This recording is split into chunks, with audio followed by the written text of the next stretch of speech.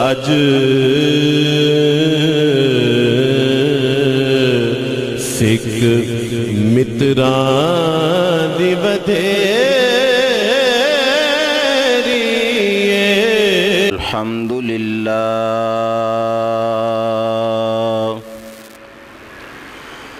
الحمدللہ نحمدہ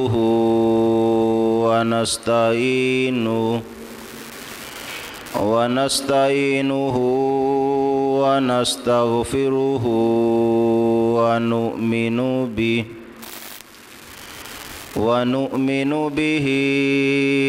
ونتوکل علیہ ونعوذ باللہ من شرور انفسنا ومن سیئات اعمالنا من يهده الله فلا مضل له ومن يضلله فلا هادي له ونشهد أن لا إله إلا الله وحده لا شريك له لا ضد له ولا ند له لا مثل له ولا مماثل له ونشهد أن سيدنا ومولانا وملجانا ومأوانا طبيبنا وطبيب قلوبنا شفيعنا وشفاء صدورنا قرتنا وقرة عيوننا مطلوبنا ومصحوبنا وموجودنا آلانا وأولانا ومولانا محمدا عبده ورسوله أما بعد فأعوذ بالله من الشيطان الرجيم بسم الله الرحمن الرحيم يا أيها الذين آمنوا من يرتد منكم عن دينه فسوف يأتي الله بقوم يحبهم ويحبونه آمنت بالله صدق الله العظيم إن الله وملائكته يصلون على النبي يا أيها الذين آمنوا صلوا عليه وسلموا تسليما الصلاة والسلام عليك يا سيدي يا رسول الله وعلى آلك وأصحابك يا حبيب الله يا صاحب الجمال ويا سيد البشر من وجهك المنير لقد نور القمر لا يمكن الثناء كما كان حقه بعد از خدا بزرگ توئی قصہ مختصر مولاي صلی وسلم دائما ابدا على حبيبك خير الخلق كلهم اللہ تبارک و تعالی جل جلالہ و عم نوالہ و عظم شانہ کی حمد و ثنا اور رسول مکرم نور مجسم شفیع معظم صلی اللہ تعالی علیہ وآلہ وسلم کی بارگاہ میں درود و سلام کے تحائف عقیدت و محبت پیش خدمت کرنے کے بعد انتہائی اعزاز و اکرام کے لائق حاضرین، سامعین، حضرات و خواتین، اللہ رب العزت جل وعلا نے اس کائنات میں اپنی محبت کو عموم عطا فرمایا ہے اور خوش نصیبوں کو اپنی محبت کے لیے منتخب اور پسند کیا ہے۔ گویا وہ لوگ اس کائنات میں رہ کر اللہ رب العزت جل وعلا کی محبت کی لذت کو محسوس کرتے ہیں اور کل آخرت میں اس لذت کا نتیجہ بھی وصول کریں گے۔ نبض ہستی میں تپش اور وجود عالم میں حرارت ان کے بابرکت وجودوں سے ہے، اور یہی لوگ کائنات کے وجود کی اصل قرار دیے گئے ہیں۔ آقا علیہ السلام نے ارشاد فرمایا، لا تقوم الساعة حتى يقول احد اللہ اللہ، جب تک ایک بھی اللہ اللہ کہنے والا باقی ہے قیامت قائم نہیں ہوگی۔ گویا یہ خوش نصیب جنہیں صالحین امت کہیے، اولیاء اور صلحاء کہیے، اللہ کے برگزیدہ اور مقرب بندے کہیے، اس کائنات کی اصل رونق ہیں، اور ان لوگوں نے ہی لوگوں میں محبت الہی کو تقسیم اور عام کیا ہے،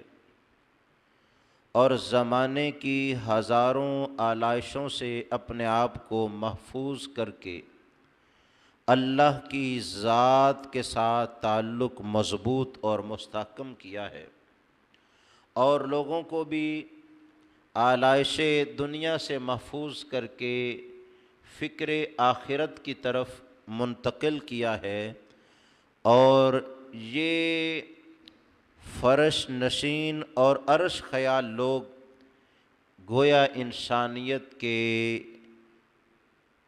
تقدیر بدلنے کے لیے اصل ہے، اور انہی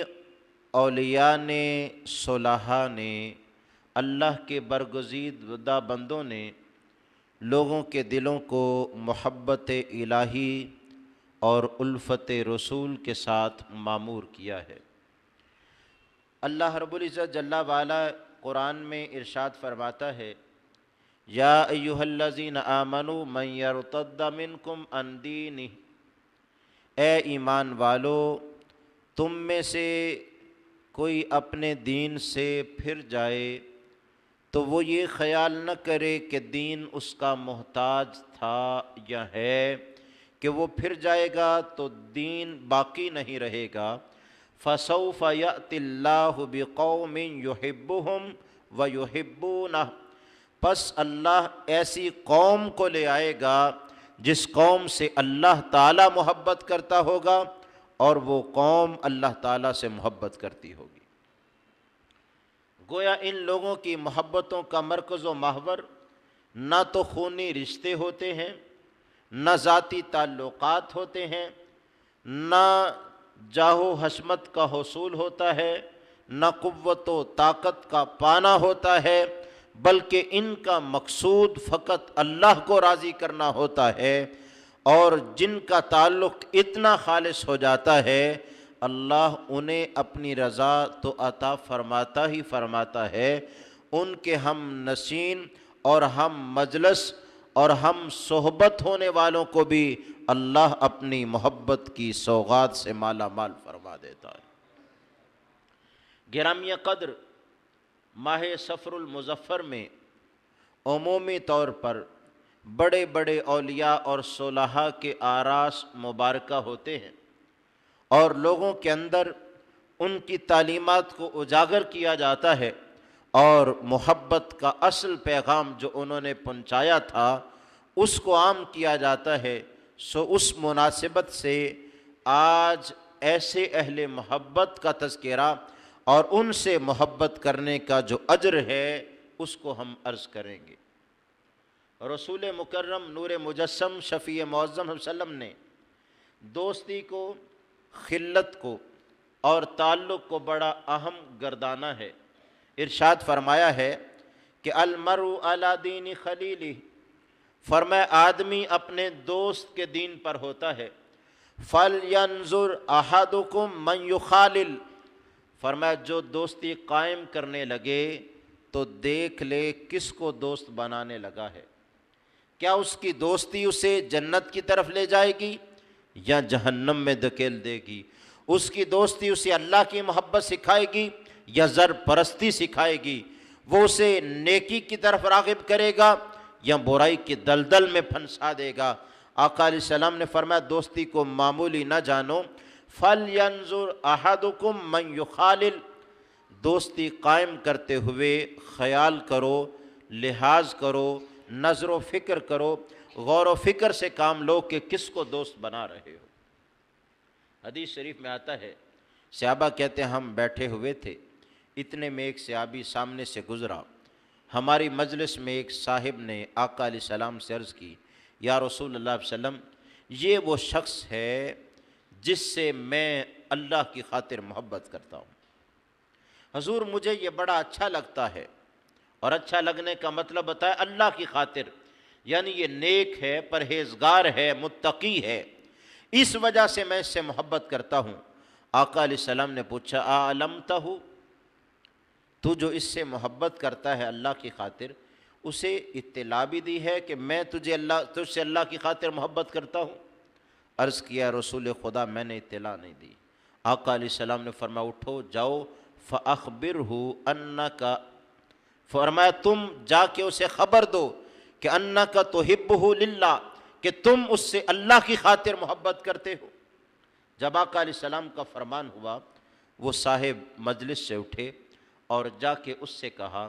اے بندہ خدا میں تیرے ساتھ اللہ کو راضی کرنے کے لیے بڑی محبت کرتا ہوں۔ اس نے جواب کیا دیا؟ جواب بھی ہے دعا بھی ہے، کہ احبک الذی احببتنی لہو۔ اس صاحب نے جواب دیا اس صحابی رسول کو، کہا جس کی خاطر تو مجھ سے محبت کرتا ہے میں دعا دیتا ہوں وہ تجھے بھی اپنا محبوب بنا لے۔ احبک الذی احببتنی لہو، تجھ سے وہ محبت کرے جس کی خاطر تو مجھ سے محبت کرتا ہے۔ اب بہت بڑی دعا تھی، جواب میں یہ بھی کہا جا سکتا تھا میں بھی تجھ سے محبت کرتا ہوں، مگر اس نے صرف یہ نہیں کہا۔ کیوں؟ اس نے کہا اس لیے کہ محبت میری ذات سے نہیں اللہ کی خاطر ہے، اگرچہ ہے میری ذات سے لیکن مقصود ہے اللہ کو راضی کرنا، لہذا مقصد محبت رضائے خدا ہے، اس لیے اس نے کہا احبک الذی احببتنی لہ، جس کی خاطر تو مجھ سے محبت کرتا ہے میری دعا ہے وہ خدا تجھ سے محبت کرے۔ گرامیہ قدر، وہ صاحب بڑا خوش ہوا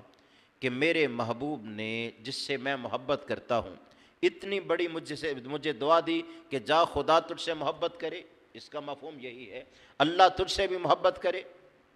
جبکہ عمومی طور پر محبت کے جواب میں یہ ہوتا ہے کہ میں بھی تم سے محبت کرتا ہوں، لیکن اس نے جو سبب تھا محبت کا اس کے خاطر جواب دیا اور یہ اعلیٰ جواب تھا۔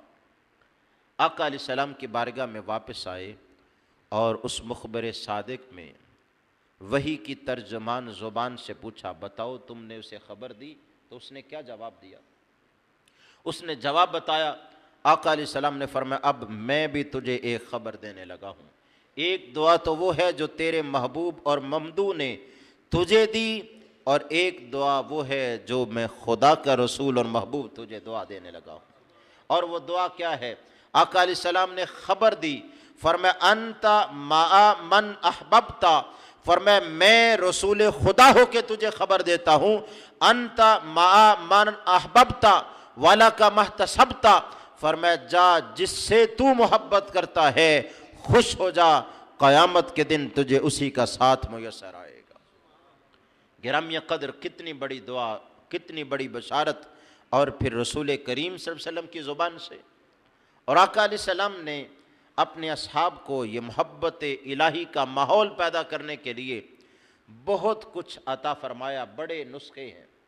ایک نسخہ ان میں سے جو متفق علیہ روایت ہے، صحیح بخاری اور مسلم دونوں میں موجود ہے، حضرت ابو ہریرہ رضی اللہ تعالی عنہ اس کے راوی ہیں۔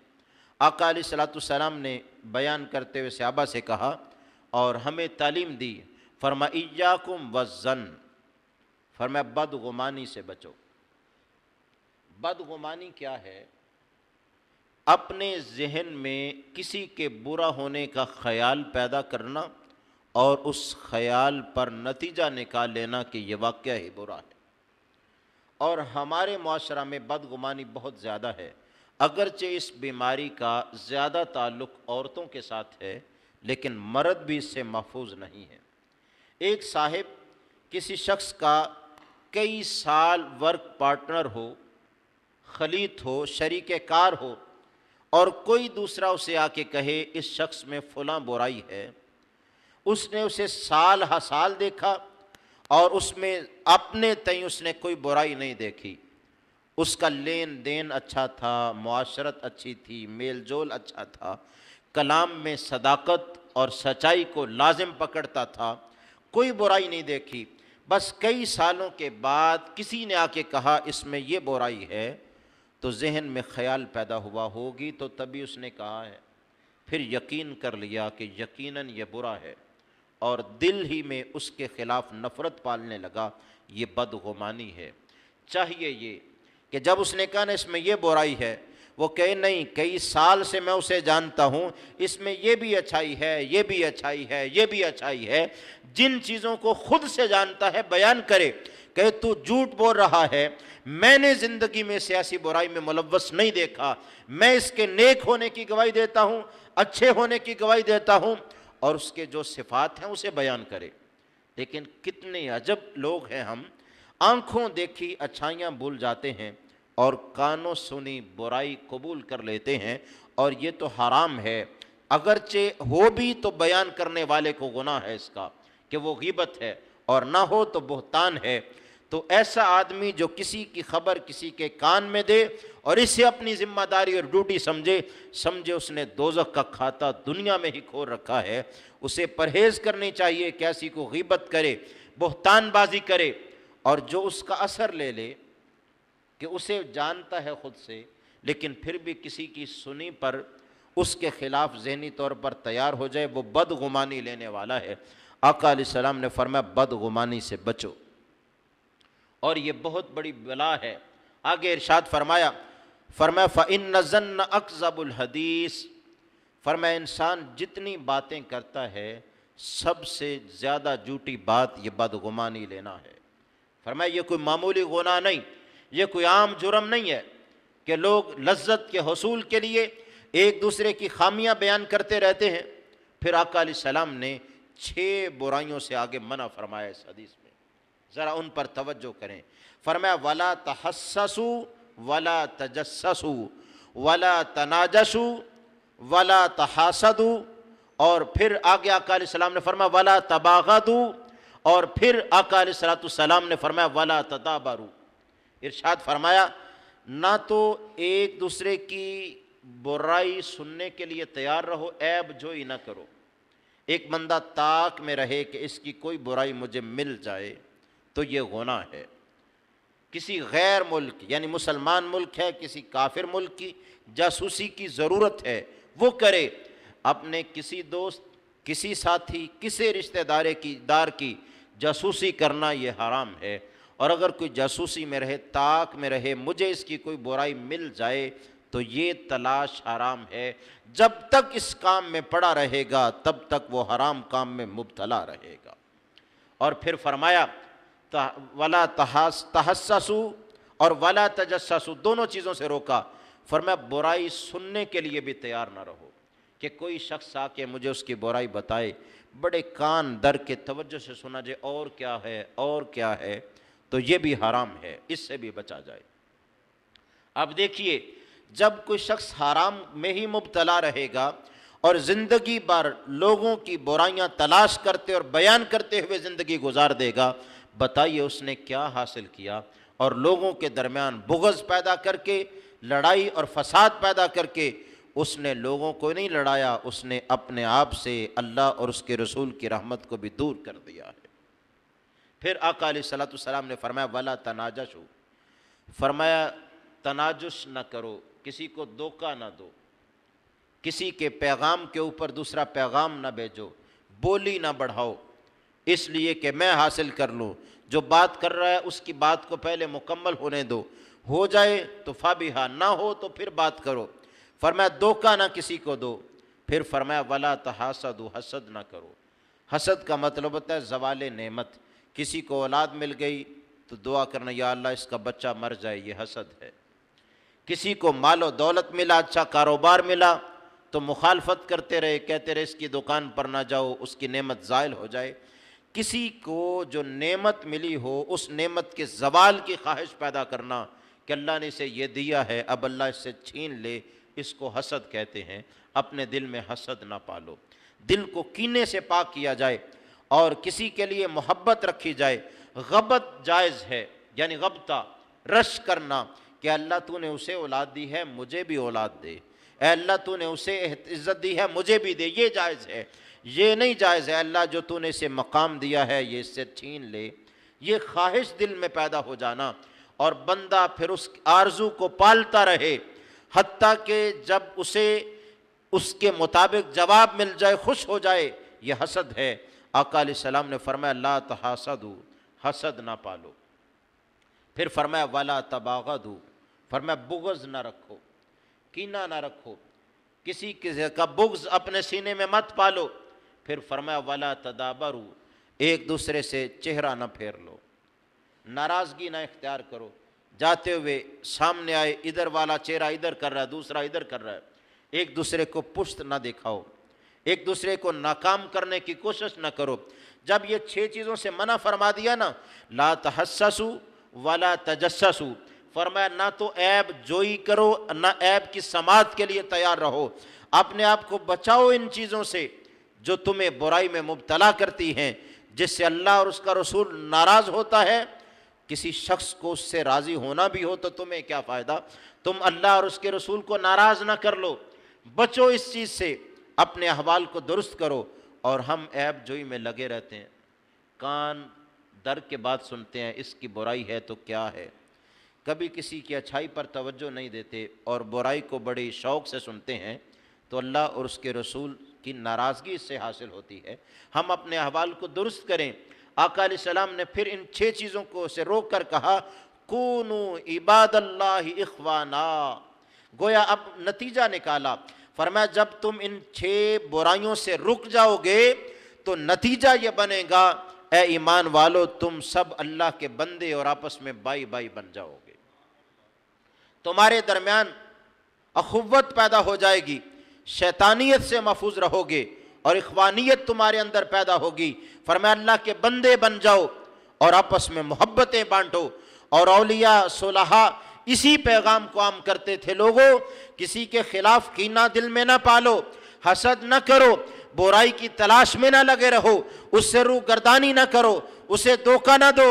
بلکہ محبت پالو اور ایک دوسرے کی محبت اپنے سینے میں بساؤ۔ کونوا عباد اللہ اخوانا، اللہ کے بندے بائی بائی بن جاؤ، آپس میں اخوت کو قائم کرو۔ پھر آخر میں ایک روایت میں ہے آقا علیہ السلام نے فرمایا لا تنافسوا، فرمایا نفس پرست نہ ہو جاؤ، اپنی ذاتی غرض کے لیے کسی کو نقصان دینے کے لیے تیار نہ ہو جاؤ، انانیت کے بت پاش کر دو اور خود غرضی کی بجائے لوگوں کی خدمت کو بجا لاؤ، قربانی اور اثار کا جذبہ دل میں پالو، نفسانیت، شیطانیت اور حوانیت کو پروان نہ چڑھاؤ، بلکہ اللہ کی محبت پیدا کر کے اس کی مخلوق کی خدمت کرو اور ان کے ساتھ محبت کو عام کرو۔ اور یہی پیغام اولیاء اور صلحاء کا پیغام تھا کہ انہوں نے محبت کو عام کیا۔ جب سے تشدد پرست لوگ اور متشدد لوگ جو ہیں وہ دین کی تبلیغ کرتے ہیں اور اپنے آپ کو دیندار سمجھتے ہیں یا اپنے تشدد کو دین قرار دیتے ہیں، لوگ دین سے نفرت کرتے ہیں، وہ سمجھتے ہیں شاید یہی دین ہے جو یہ کہہ رہا ہے۔ ارے محبت والوں نے تو دین کا ایسا ضابطہ لوگوں کے سامنے بیان کیا اور انہیں عمل کر کے دکھایا کہ لوگ دوڑتے ہوئے دین میں داخل ہو رہے تھے۔ اور جانیے پھر ایسے لوگوں سے محبت، ان سے تعلق کتنا اہمیت والا ہے۔ حضرت معاذ بن جبل رضی اللہ تعالیٰ عنہ روایت کرتے ہیں اور کہتے ہیں قال سمعت رسول اللہ صلی اللہ علیہ وسلم یقول قال اللہ عز وجل۔ حضرت معاذ بن جبل رضی اللہ تعالیٰ عنہ کہتے ہیں میں نے اللہ کے رسول صلی اللہ علیہ وسلم سے سنا اور اللہ کے رسول صلی اللہ علیہ وسلم نے فرمایا مجھے میرے خدا نے یہ بتایا۔ قال اللہ عز وجل، اس کو عرف میں حدیث قدسی کہتے ہیں کہ جب آقا علیہ السلام کوئی حدیث بیان کریں اور ساتھ کہیں یہ اللہ نے کہا ہے تو وہ حدیث قدسی ہے۔ حدیث رسول کہ آقا علیہ السلام یہ خبر ساتھ نہ دیں مجھے اللہ نے کہا ہے۔ ویسے تو آپ کی زبان وحی کی ترجمان ہے، آپ اپنی مرضی سے تو بولتے ہی نہیں۔ قرآن کہتا ہے وَمَا يَنْتِقُ عَنِ الْهَوَىٰ إِنْ هُوَ إِلَّا وَحْيٌ يُوحَىٰ، یہ محبوب اپنی خواہش سے بولتا ہی نہیں، جب خدا کا کلام اترتا ہے پھر ہی لب کھولتا ہے۔ حضور علیہ السلام اپنی خواہش سے نہیں بولتے جیسے ہم خواہشات سے بولتے ہیں، اللہ کی مرضی سے بولتے ہیں، اور جب بیان کریں کہ یہ اللہ نے کہا ہے وہ حدیث قدسی ہے، اور بیان نہ کہیں تو وہ حدیث نبوی ہے، حدیث رسول ہے۔ اس حدیث میں آقا علیہ السلام نے فرمایا قال اللہ عز وجل، فرمایا اللہ بزرگ و برتر نے یہ بات کہی ہے۔ اب وہ بات کتنی اہمیت والی ہے، بڑی توجہ فرمائیے گا، اور حاصل کلام ہے یہ حدیث، آج کا پیغام اور سبق ہے،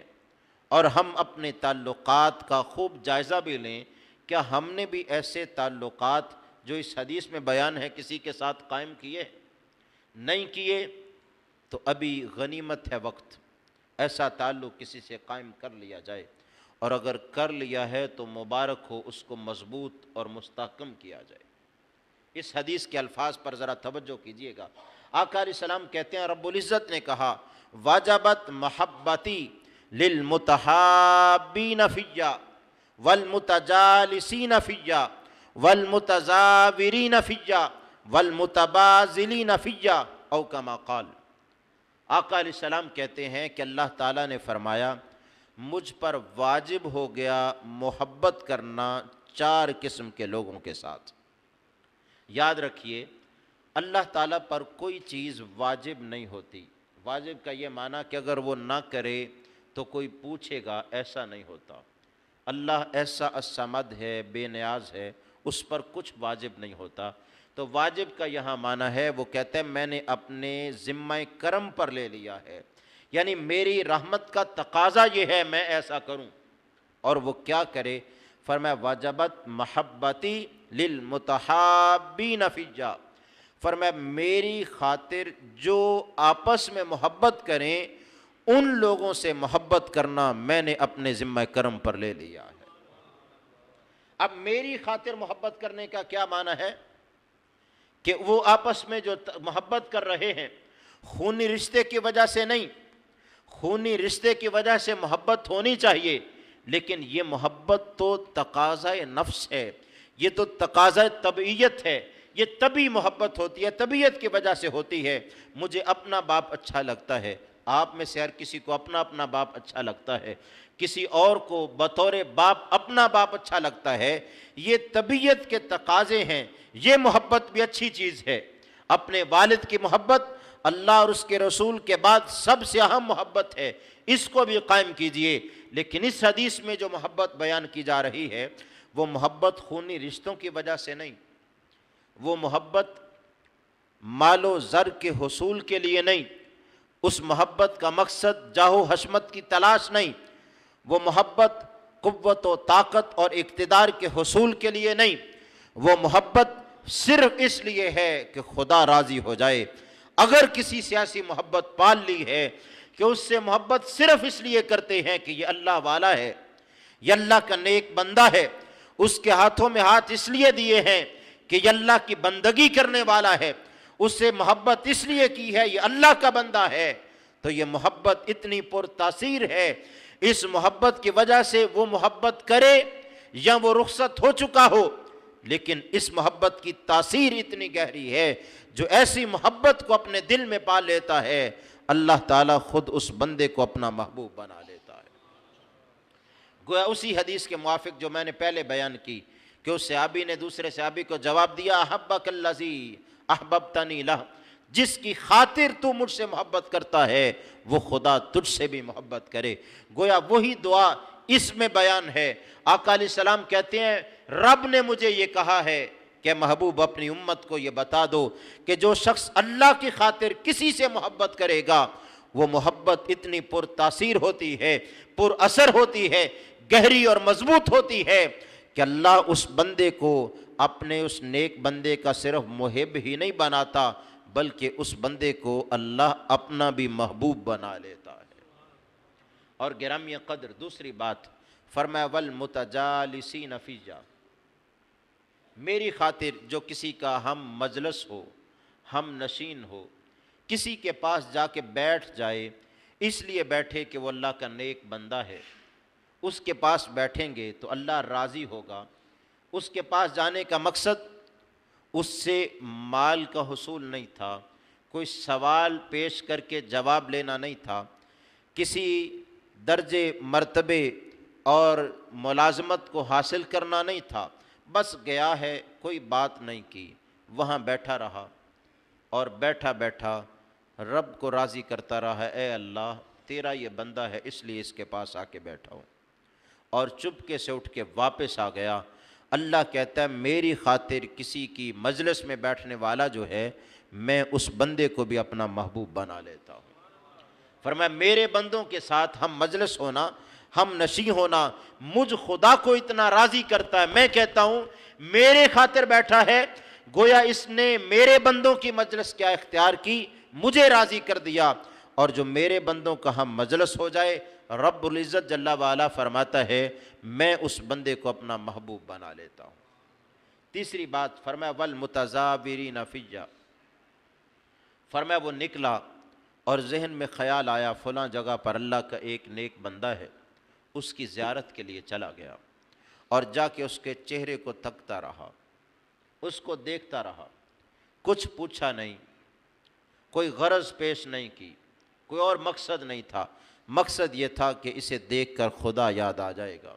آقا علیہ السلام نے فرمایا اولیاء صلحاء اللہ کے نیک بندے وہ ہیں اذا رأوا ذکر اللہ، کہ جب انہیں دیکھا جائے تو اللہ یاد آ جائے، وہ دیکھ کر کہے اللہ الصمد، اللہ کی یاد آ جائے۔ آقا علیہ السلام نے فرمایا میری خاطر کسی کی زیارت کے لیے گیا، اس نے جا کے صرف اس کی زیارت ہی کی تو اس کی برکت یہ ہے، آقا علیہ السلام فرماتے ہیں خدا کہتا ہے زیارت کرنے والے سے بھی میں خدا راضی ہو جاؤں گا۔ مقصد یہ ہو کہ اللہ کی خاطر آیا ہو، دوسرا کوئی مقصد مد نظر نہ ہو اور کوئی مقصد نہ ہو۔ اور پھر آپ دیکھیے تو صحیح اہل تصوف صوفیاء اسی لیے کہتے ہیں کہ صحبت اور زیارت اور محبت ایسی پرتاثیر چیز ہے کہ کائنات میں انسان کو عبادت بھی اس جگہ پر نہیں پہنچاتی جہاں صحبت مجلس اور زیارت پہنچا دیتی ہے۔ اور اس کی واضح دلیل یہ ہے کہ انبیاء اور رسول علیہ السلام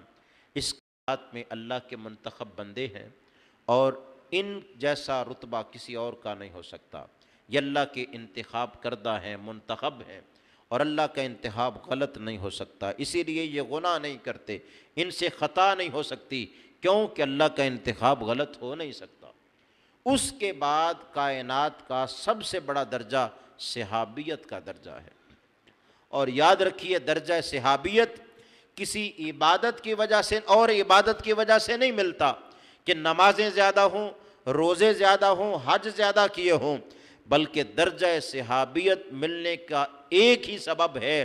حالت ایمان میں آقا علیہ السلام کی صحبت ملی ہو اور ایمان پہ ہی رخصت ہو جائے تو کائنات میں اسے اتنا بڑا درجہ ملتا ہے، کائنات کے سارے نیک لوگ اس کی گرد راہ کو بھی نہیں پہنچ سکتے۔ تو یہ درجہ، صحابیت کا درجہ، یہ زیارت کی وجہ سے ہے، صحابیت کا درجہ یہاں مجلس ہونے کی وجہ سے ہے، یہ لقائے رسول صلی اللہ علیہ وسلم کی وجہ سے ہے، اور کائنات کے سارے غوث، ابدال، قطب، صلحاء، علماء، اولیاء سارے کے سارے مل کر ایک صحابی جس راستے سے گزرے اس سے جو گرد اڑے، گرد راہ، اس کے درجے کو بھی نہیں پہنچ سکتے۔ اللہ نے صحابہ کو اتنا بڑا درجہ عطا فرمایا ہے۔ آقا علیہ السلام نے فرمایا میرا صحابی مدبر جو خیرات کر لے اور تم احد پہاڑ جتنا سونا خیرات کرو تب بھی میرے صحابی کے درجے کو نہیں پہنچ سکتے، اتنا بلند و بالا درجہ ہے، اور یہ درجہ صحبت رسول سے ملتا ہے، لہذا صحبت جہاں پہنچاتی ہے اور کوئی چیز وہاں نہیں پہنچاتی۔ اسی لیے ترغیب دینے کے لیے رب العزت نے حدیث قدسی میں کہا اور اپنے محبوب سے خبر دلوائی، اے محبوب لوگوں کو بتا دو میری خاطر محبت کرو گے، میری خاطر کسی کے پاس بیٹھو گے اور میری خاطر کسی کی زیارت کرو گے، میں خدا پھر تمہیں بھی اپنا محبوب بنا لوں گا۔ اور چوتھی اور آخری بات جو اس حدیث میں بیان فرمائی، فرمایا والمتبازلین فیّا، فرمایا میری خاطر کسی پر مال خرچ کرو، میری خاطر کسی کی خدمت بجا لاؤ، میری خاطر کسی کا ادب بجا لاؤ، اتنا اہم کام ہے، تم میری خاطر اس پر مال صرف کرو گے، اس کی خدمت بجا لاؤ گے، میں خدا تم سے بھی محبت کرنا شروع کر دوں گا۔ آج سوچنے کی ضرورت ہے، کہیں ہمارا مال کتے لڑانے میں تو صرف نہیں ہو رہا، کہیں ہمارا مال میچ جیتنے والے پر ہی تو صرف نہیں ہو رہا، اور یہ بھی سوچنے کی ضرورت ہے کہ ہمارے مال کا کون سا حصہ ہے جو ہم اس لیے خرچ کرتے ہیں یہ اللہ والا ہے اس پر خرچ کریں۔ ہم نے کب اللہ والوں کی خدمت بجا لائی ہے، ان کا ادب و احترام کیا ہے، ان کا ادب و احترام، ان کی خدمت، ان پر مال صرف کرنا اتنی اہمیت کا حامل ہے۔ اللہ کہتا ہے جو ایسا کرے میں اس بندے کو بھی اپنا محبوب بنا لوں گا۔ اور آخر میں ایک روایت پیش کر کے بساط گفتگو کو لپیٹتا ہوں۔ حضرت عبداللہ بن مسعود رضی اللہ تعالیٰ عنہ نے آقا علیہ السلام سے پوچھا، اے اللہ کے رسول، کیف تقول فی رجل احب قوما ولم یلحق بہم، حضور آپ اس بندے کے بارے میں کیا فرماتے ہیں جو کسی قوم سے محبت تو کرتا ہے لیکن ان سے مل نہیں سکا؟ مل نہ سکنے کے دو معنی ہیں، ایک معنی ہے ملاقات نہیں کر سکا، دوسرے وہ پہلے چلا گیا یہ بعد میں آیا اور ان سے محبت کرتا ہے نیکی کی وجہ سے، اور دوسرا معنی یہ ہے ان جیسے اعمال نہیں کر سکا، یعنی جس درجے پر وہ فائز تھے اس درجے میں آ کے انہیں نہیں مل سکا۔ تو حضور اس کے لیے کیا حکم ہے؟ آقا علیہ السلام نے فرمایا، اے عبداللہ اگر وہ سچی محبت کرتا ہے اور اپنی کوشش کو جاری و ساری رکھتا ہے تو جان لے اگر وہ اس درجے کو نہیں بھی پہنچ سکا تو یہ دنیا میں ہے، آخرت میں کیا ہوگا؟ المرء مع من احبا، فرمایا جس سے محبت کرتا ہوگا اللہ قیامت میں اسے اس کا ساتھ ضرور عطا فرما دے گا۔ اور حضرت ابو ہریرہ رضی اللہ تعالیٰ عنہ کی روایت میں اور بھی زیادہ الفاظ ہیں، فرمایا لو ان رجلین تحابا فی اللہ، اگر دو بندے اللہ کی خاطر محبت کرتے ہوں ایک دوسرے سے، یا دونوں آپس میں اللہ کی خاطر محبت کریں، تو فرمایا یہ محبت عام نہیں، واحد فی المشرق وآخر فی المغرب، ایک کنارہ مشرق میں رہتا ہے اور دوسرا مغرب میں رہتا ہے۔ مشرق اور مغرب سے مراد ہے زیادہ دوری، اور چاہے وہ دوری زمین کے اعتبار سے ہو، چاہے ایسے ہو کہ ایک دنیا سے جا چکا دوسرا دنیا میں ہو۔ فرمایا لجمع اللہ تعالی بینہما یوم القیامہ، فرمایا یقیناً اللہ ان دونوں کو قیامت کے دن جمع کرے گا۔ آج آپ کسی دوست کا کسی سے تذکرہ کرتے رہتے ہیں نا، جب سامنے آتا ہے کہتے ہیں یہ میرا وہ دوست ہے جس کا میں ذکر کیا کرتا تھا، آج بالمشافہ آمنا سامنا ہو گیا، ملاقات ہو گئی، تو اسے آپ کہتے ہیں جی تمہارا تذکرہ تو سنتے رہتے تھے، غیبی تعارف تو تھا لیکن آج سامنے آ گئے، تو رب العزت کیا کرے گا؟ ان دونوں کو قیامت کے دن جمع کرے گا، اور جمع کر کے کیا کہے گا؟ محبت کرنے والے سے کہے گا ھذا الذی کنت تحبہ فیہ، فرمایا دنیا میں میری خاطر تو اس سے محبت کرتا تھا، کبھی نہیں مل سکا، آج قیامت کے دن محبت کی تاثیر کی برکت میں نے تجھے یہ عطا فرمائی کہ آج جنت میں نے تجھے اس سے ملاقات بھی کروا دی اور خدا ہو کر تجھے اس کا تعارف بھی کروا دیا۔ فرمایا یہ ہے وہ بندہ جس سے تو میری خاطر محبت کرتا تھا۔ جو صلحاء امت سے محبت کرتے ہیں، گویا رب انہیں کہے گا اے بندہ خاص، یہ ہیں وہ غوث اعظم جن سے تو میری خاطر محبت کرتا تھا، یہ ہیں وہ خواجہ اجمیر جن سے میری خاطر محبت کرتا ہے تھا، یہ ہے وہ داتا گنج بخش جن سے میری خاطر محبت کرتا تھا، یہ ہے وہ میرے نیک بندے جن سے تو میری خاطر محبت کرتا تھا۔ رب العزت کہتا ہے میں جمع کر کے خود بتاؤں گا اے بندے میری خاطر تو اس سے محبت کرتا تھا، اس کے صلے میں آج میں نے تجھے اپنا محبوب بھی بنا لیا اور ان کا ساتھ بھی جنت میں عطا فرما دیا۔ آج ہم سوچیں کیا ہماری محبتوں میں ایسے لوگ شامل ہیں؟ کیا ہم ایسے افراد سے اور اس غرض سے محبت کرتے ہیں کہ رب راضی ہو جائے؟ کرتے ہیں تو مبارک ہے، اس کو قائم رکھیں، مضبوط کریں، لیکن اگر ایسی کوئی محبت قائم نہیں کی تو ایسی محبت کو قائم کریں تاکہ کل آخرت میں اس کا فائدہ حاصل ہو۔ دعا ہے اللہ تعالیٰ جل وعلا ہمیں اپنی خالص محبت نصیب فرمائے، آمین۔ وما علیہ الا البلاغ۔